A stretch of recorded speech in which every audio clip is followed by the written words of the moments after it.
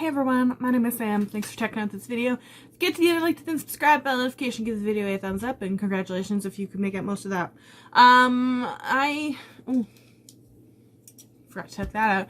I wanted to, honestly, I spent most of the day today trying to decide if I had the energy to film, because I did spring cleaning yesterday, so therefore, why would I be productive? But I was like gonna spend the whole day watching a K-drama, which I started yesterday and want to finish today, which I do still intend on getting to, but then I was like, no, you're gonna be productive. So I binged Amari and the Night Brothers, and I just finished it, and now I was like, okay, you've already done something productive, just film the damn video so that you can put all your books away. And I was like, damn good point, Sam. So, reading wrap-up for the month of April. I didn't read as much as I normally do. I feel like there are several books that took me 2 or 3 days that I maybe any other time would normally read in a day, just because, I don't know, just the way shit and everything is happening, the length of some books and everything, and I read a lot of, like, pretty good books, actually, I think, for the most part this month.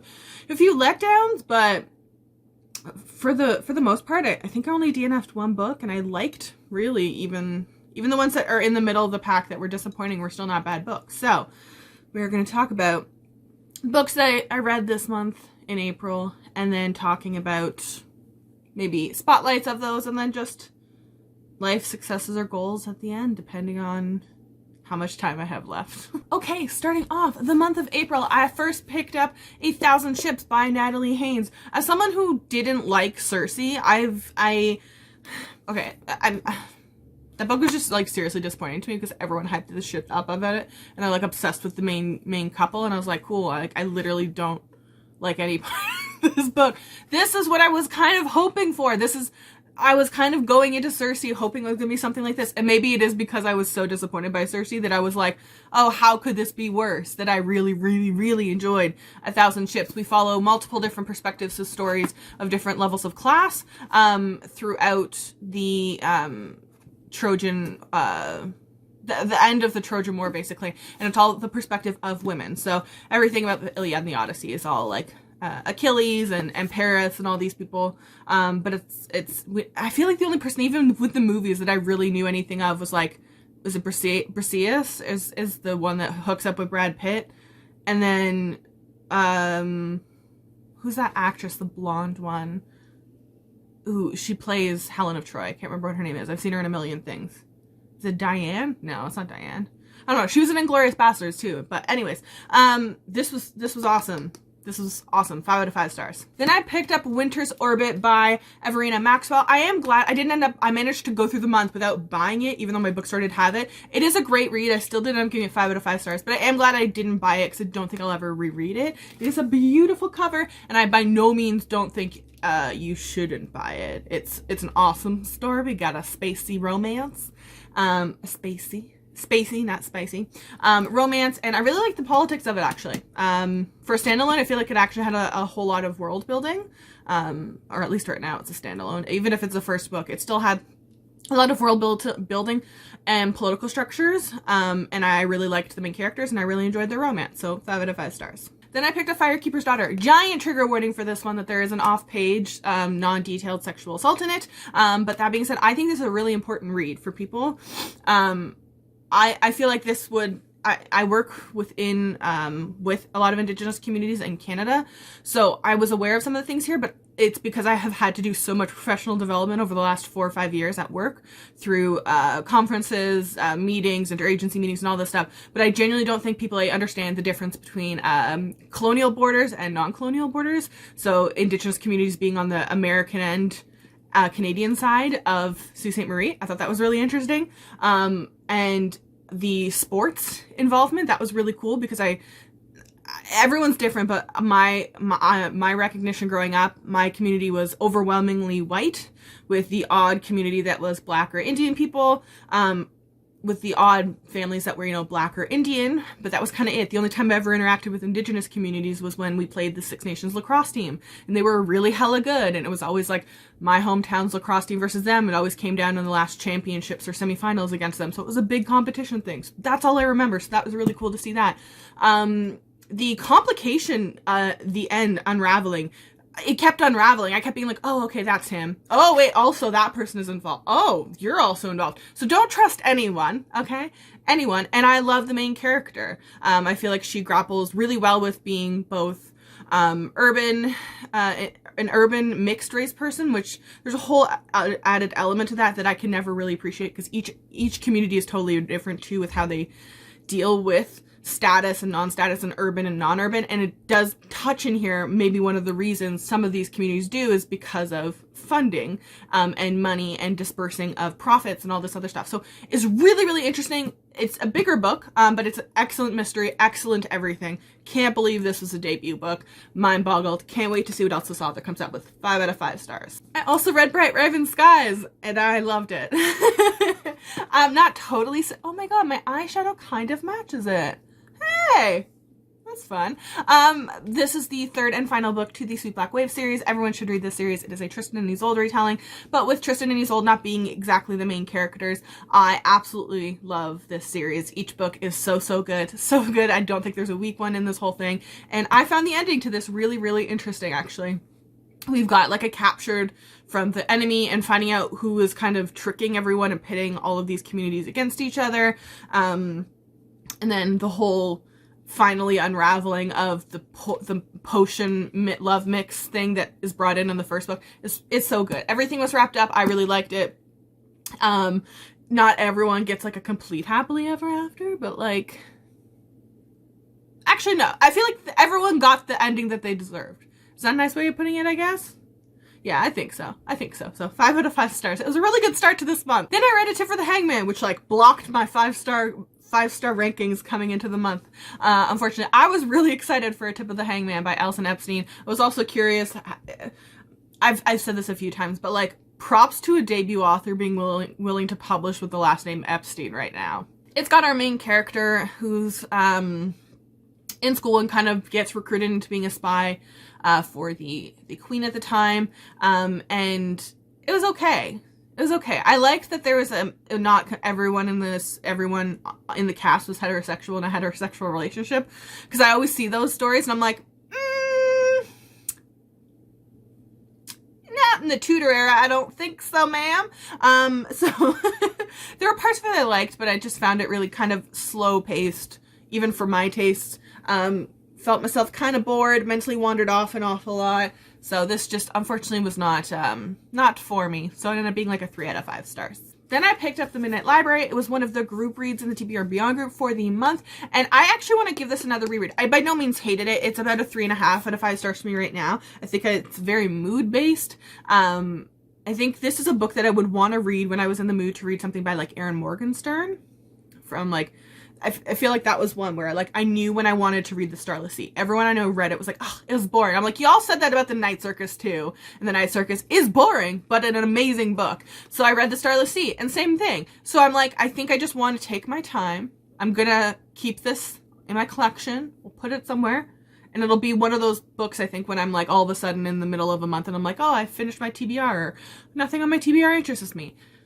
We'll give this another shot. But it's interesting that the main character just isn't happy with the way that her life is and has the opportunity to see what other paths she could have taken.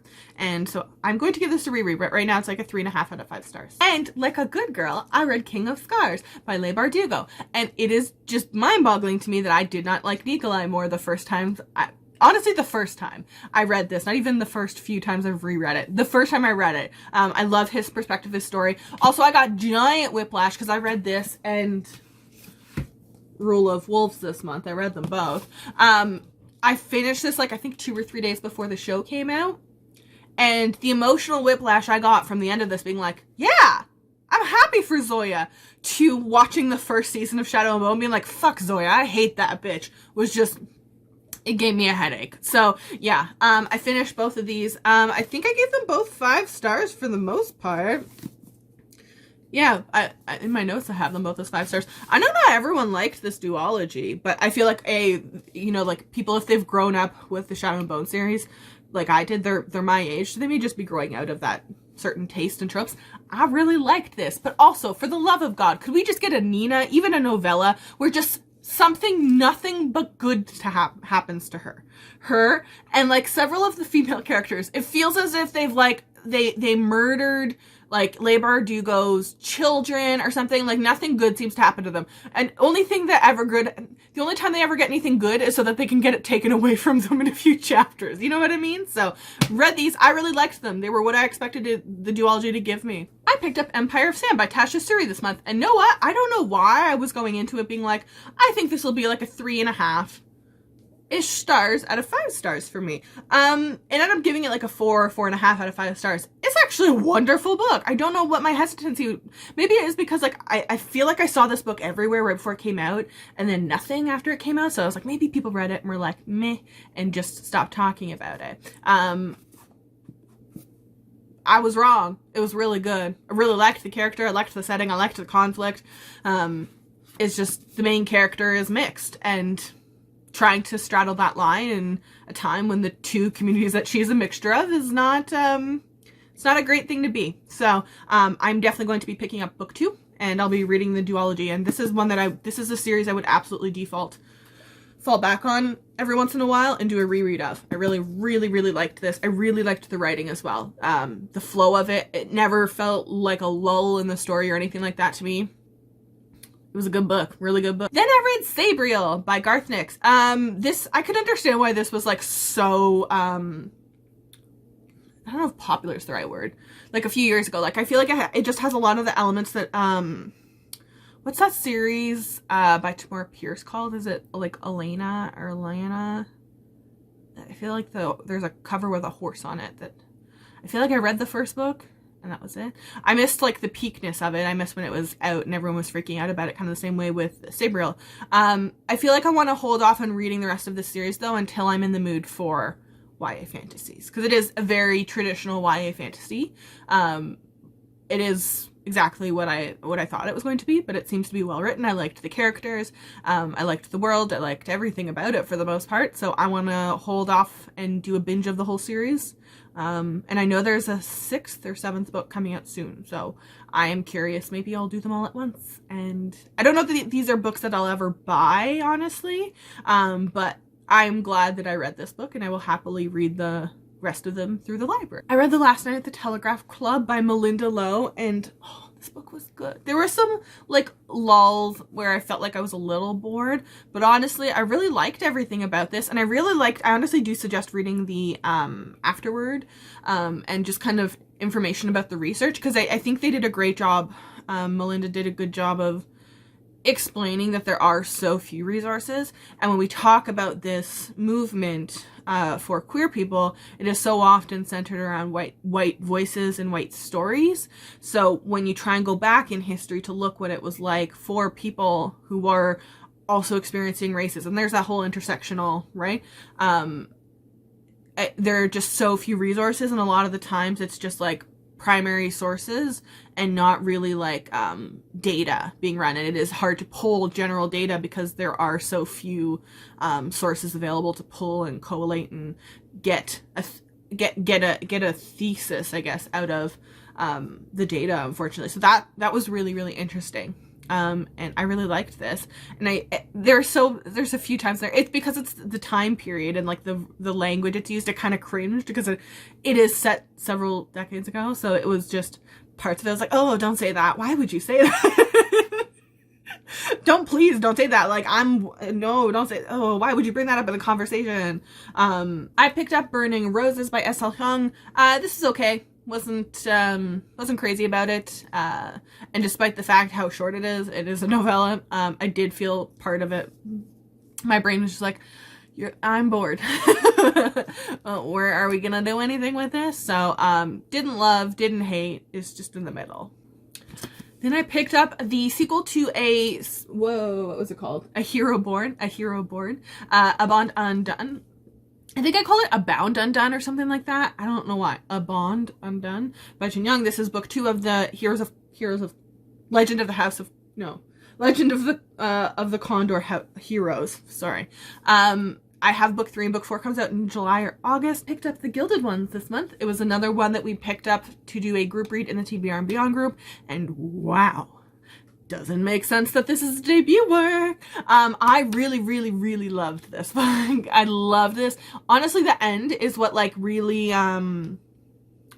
drove, the ending has this really like driving home message, I guess, and everything that happens of like feminism and the damage of sexism at a structural level, and the harm, and it was just really good. I loved the main character. The beginning was when I look at how it started to the end, it's wild that this book isn't massive, but I feel like it goes on a long journey with a lot of character growth. So I cannot wait to see. I think the second book is called The Deathless Ones, I want to say. So very curious about that. And I picked up A Kingdom of Flesh and Fire by Jennifer L. Armentrout. I like this way more than book one. From Blood and Ashes has a really beginning, and then it finally picks up at the end, and this is kind of the same pace is kind of continued from the second half from Blood and Ash. And I don't have a Crown of Gilded Bones quite just yet, but I do plan on continuing on with the series after this. I picked up When the Sky Fell in Splendor by, I think it's Katie Henry, and got a few chapters in, and I did not like several of the characters that we kept seeing, and so I DNF'd it. I also picked up That Way Madness Lies, an anthology. This was one that also disappointed me. It was one of my most anticipated books of the years, and normally I'll read an anthology and there'll be a couple that I don't like. There'll be like the middle of the pack, and then like, you know, 2 or maybe 3 that really stand out. I didn't necessarily care for any of these. I picked up The Bone Maker by Sarah Beth Durst this month as well. This I feel like has a lot of the similarities in the main character to the Race to the Sands book, as well as the Queens of the Renthia series. You have a main character who is very much a female grown adult. She is an adult, like a grown woman. So we're not doing a lot of those YA tropes that sometimes still tend to slip into adult fantasy when as soon as you have a female main character. None of that shit is there, which I really love and respect that Sarah Beth Durst is constantly able to do that. I love that. This was not as good as Race the Sands, though. I will definitely say that. I think, I can't explain exactly why.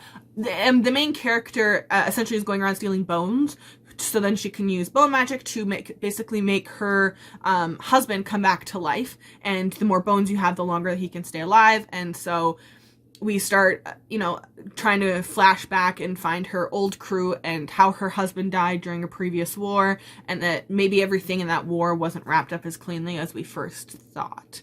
I think this would probably be a more interesting premise to expand into a series. Maybe that was what it was. Race to the Sands is very much meant to be a standalone. And I got it and I was like, this doesn't need to be anything longer. And then I read this one and I was like, this probably maybe could have been a duology, and expanded on a lot of things. So Race to the Sands is better, but this was by no means bad. I think it's like a 3.5. Yeah, 3.5 out of 5 stars.